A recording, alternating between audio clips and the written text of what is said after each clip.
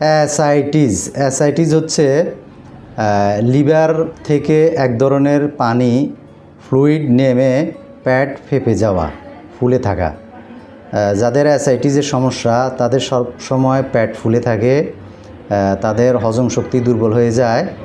Ascites কোনো রোগ নয়, তবে বিভিন্ন রকমের রোগের ভোগার কারণে অ্যাসাইটিসের সমস্যা দেখা দেয়।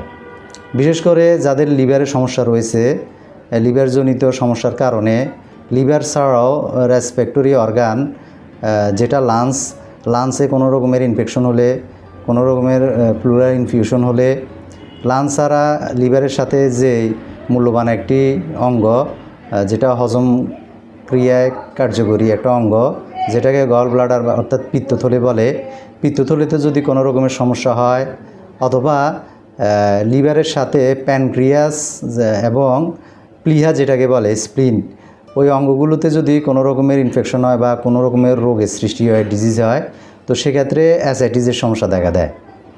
বিভিন্ন কারণে অ্যাসাইটিস হতে পারে অতিরিক্ত ওষুধ সেবন, অ্যালকোহল সেবন, মাত্রাতিরিক্ত ধূমপান ইত্যাদি কারণে অ্যাসাইটিসের সমস্যা বেড়ে যেতে পারে। তো অ্যাসাইটিস হলে আপনি সবসময় সচেতনতা অবলম্বন করতে হবে, স্বাস্থ্যের প্রতি সচেতন থাকতে হবে। পচা বাসি খাবার খাওয়া যাবে না, বিশুদ্ধ পানি পান করতে হবে, রক্তকে বিশুদ্ধ রাখতে হবে এবং পর্যাপ্ত ঘুমাতে হবে। আর অতিরিক্ত ডাক্তারের পরামর্শ ছাড়া অতিরিক্ত কোনো রকমের ওষুধ সেবন করা যাবে না।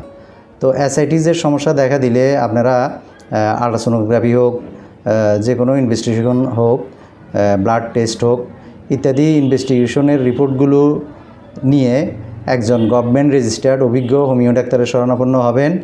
ডাক্তার সাহেবের কাছে গিয়ে আপনার ইনভেস্টিগেশন রিপোর্টগুলো প্রেজেন্ট করবেন এবং ডাক্তার সাহেবের সাথে আপনার সমস্যাগুলো নিয়ে পর্যালোচনা করে হোমিও ডাক্তার লক্ষণভিত্তিক যদি কোনো ওষুধ প্রয়োগ করেন, তো সেই ওষুধটি নিয়মতান্ত্রিকভাবে সেবন করবেন। অল্প সময় অ্যাসাইটিসের সমস্যা থেকে মুক্তি পাবেন ইনশাল্লাহ। এ ধরনের সমস্যা দেখা দিলে যত্রতত্র ভাসমান কোনো ওষুধ বিক্রেতার কাছ থেকে কোনো রকমের ওষুধ সেবন করবেন না। রোগ ডায়াগনোসিস করে অবশ্যই একজন ক্লাসিক্যাল হোমিওপ্যাথিক ডাক্তারের শরণাপন্ন হবেন। আর ডাক্তার অবশ্যই রেজিস্টার্ড হতে হবে। রেজিস্টার্ড ডাক্তারের কাছে গিয়ে আপনার সমস্যাগুলো আলোচনা করে লক্ষণভিত্তিক ওষুধ গ্রহণ করলে অ্যাসাইটিসের সমস্যা থেকে মুক্তি পাবেন ইনশাল্লাহ। আজকে এই পর্যন্ত, সবাই ভালো থাকবেন। আসসালামু আলাইকুম ওয়া রাহমাতুল্লাহি ওয়া বারাকাতুহু।